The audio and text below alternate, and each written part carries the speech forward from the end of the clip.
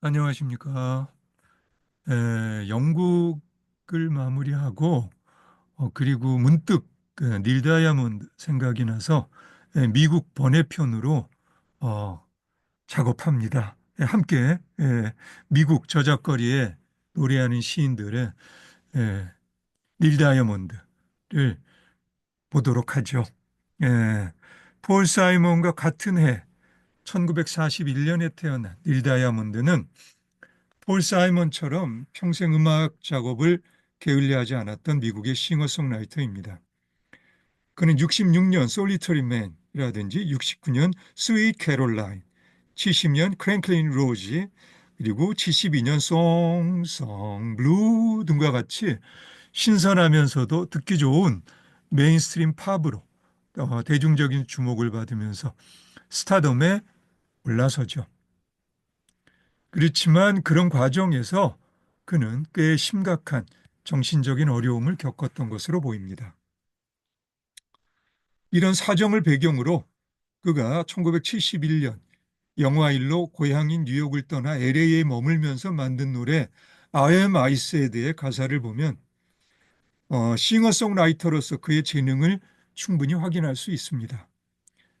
나는 이라고 말을 꺼낸 한 젊은이가 말 없음표에 의존할 수밖에 없는 상황이 길지 않은 가사에서 설득력 있게 표현되죠. 고향인 뉴욕과 엔터테인먼트 산업의 한복판인 LA 사이에 끼어 오도 가도 못하는 처지가 된 닐 다이아몬드의 딜레마가 제대로 느껴지는 가사입니다. LA's fine but it ain't home. New York's home but it ain't mine no more. 예. 이렇게 보면 이 노래는 정체성의 위기에 부딪힌 한 젊은이의 이야기죠. 그런데 경우에 따라서는 이 노래의 제목에서 보이는 말 없음표가 말 줄임표가 되기도 합니다. I am, I said, to no one there, and no one on at all, not even the chair. 예, 가사와 선율이 둘이 아닌 매력적인 조합의 부분입니다. 이런 가사를 쓸 수 있는 싱어송라이터라면 당연히 시인이라고 나는 생각합니다. 한번 이 부분을 직접 번역해 보시죠. 나는 말했어. 나는 하지만 거기엔 내 말을 귀 기울여 들어줄 리가 아무도 없었어. 아니 아예 들을 생각조차도 하지 않았지. 심지어 의자조차 무심했어. 날 위한 자리는 어디에도 없었으니까. 그렇지만 가사의 어디에선가 느껴지지 않나요? I am 느낌표. 예, 나는 여기에 있어. 이것이 나야. 음, 예, 예. 궁금하시면 전체 가사의 원문을 한번 보시고요. 한번 해석해 보시죠.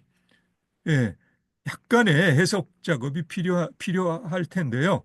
하지만 별달리 어려운 단어나 문장은 정말 없는 그런 전형적인 저작거리의 노래 가사입니다. 내 번역은 이렇습니다. LA는 좋아.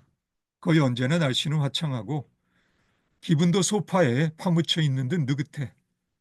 도처에서 야자수가 자라고 게다가 집세도 싸. 그런데 말이야, 난 줄곧 돌아가야 하지 않을까 생각하고 있어. 그래, 난 뉴욕에서 태어나 거기서 컸어. 그런데 지금 난 미국의 동해안과 서해안 사이에 끼어서 갈피를 못 잡고 있네, 그려. LA는 좋아. 하지만 여기가 내 고향은 아니잖아. 뉴욕은 내 고향이었어. 하지만 지금도 여전히 그런지 난 자신이 없구만. 나는 말했어. 나는.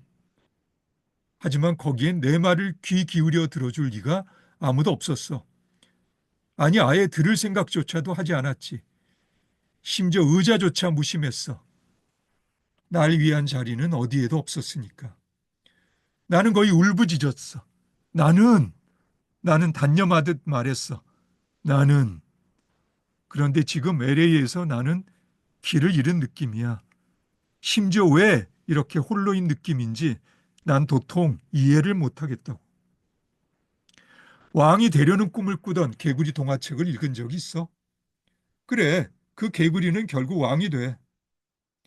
몇몇 이름과 이런저런 사소한 것들만 바꾸면 그 이야기는 사실 내 이야기임에 다름이 아니야. 그런데도 왜 내 마음 깊은 곳에선 공허함이 느껴지지? 내가 그 기분에서 벗어나 보려 애쓰지 않은 건 아니야. 그래도 소용이 없었어.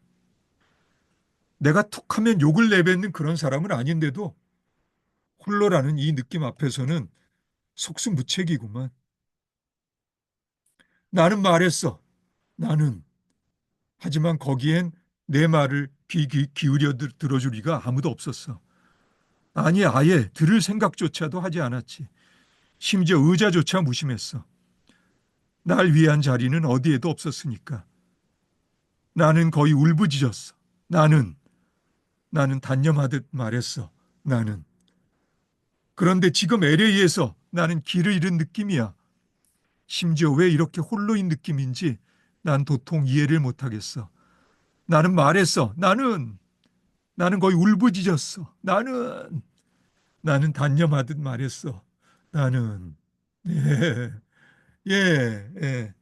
이런 가사입니다. 특히 I am, I said 이 부분, 네, 예, 그 이 가사와 선율의 조합은 정말 훌륭하다고 나는 생각합니다.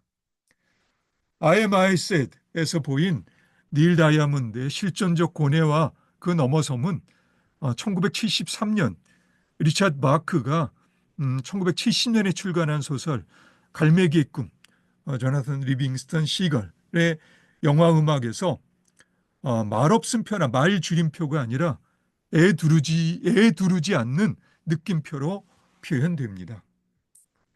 지금까지도 판을 거듭하고 있는 스테디셀러 갈매기의 꿈은 조나단 리빙스턴이라는 갈매기를 주인공으로 한 영적 차원의 성장에 관한 우화라고 할 수 있는데 닐 다이아몬드는 이 소설의 영화에서 음악을 맡아 자신의 정신적 성장 과정을 그대로 음악에 담아냅니다. 특히 오프닝 음악인 B의 가사를 보면 I am I said의 말없음표가 간결하면서도 심오한 철학으로 가득 채워져 있음을 볼 수 있습니다.